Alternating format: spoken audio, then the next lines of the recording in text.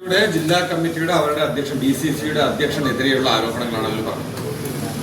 അദ്ദേഹം പണം വാങ്ങി എരുമയൂർ പഞ്ചായത്തിലെ സീറ്റ് വിറ്റു എന്ന തരത്തിലാണ് പോസ്റ്ററിനകത്തെ ഉള്ളടക്കം. ഇത്തരത്തിൽ കോൺഗ്രസിനകത്തുള്ള ആഭ്യന്തര പ്രശ്നങ്ങളെല്ലാം മറച്ചു വെക്കുന്നതിന് വേണ്ടി ബോധപൂർവം കോൺഗ്രസ് നടത്തിക്കൊണ്ടിരിക്കുന്ന വ്യാജ പ്രചരണങ്ങളാണ് ഇതെല്ലാം. രണ്ട്, കോൺഗ്രസ് പാർട്ടിക്ക് പാലക്കാട് നഗരസഭ ഒരു വലിയ തലവേദനയായി മാറിയിരിക്കുന്നു. കോൺഗ്രസിന്റെ UDFന്റെ തന്നെ നിരവധി നേതാക്കന്മാരാണ് UDFന്റെ സ്ഥാനാർത്ഥികൾക്കെതിരെ തന്നെ മത്സര രംഗത്തുണ്ട്.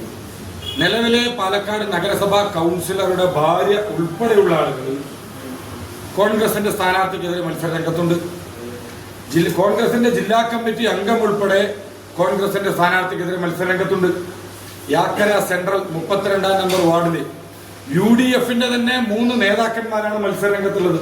അപ്പൊ ഇത്തരത്തിൽ വലിയ രീതിയിലുള്ള പ്രയാസങ്ങളും ബുദ്ധിമുട്ടും അനുഭവിച്ചുകൊണ്ട് കോൺഗ്രസ് പാർട്ടി പോകുന്ന സമയത്ത് അതിനെ മറയ്ക്കുന്നതിന് വേണ്ടിയാണ് ഇത്തരത്തിലുള്ള ആരോപണങ്ങളെല്ലാമായിട്ട് വരുന്നത്.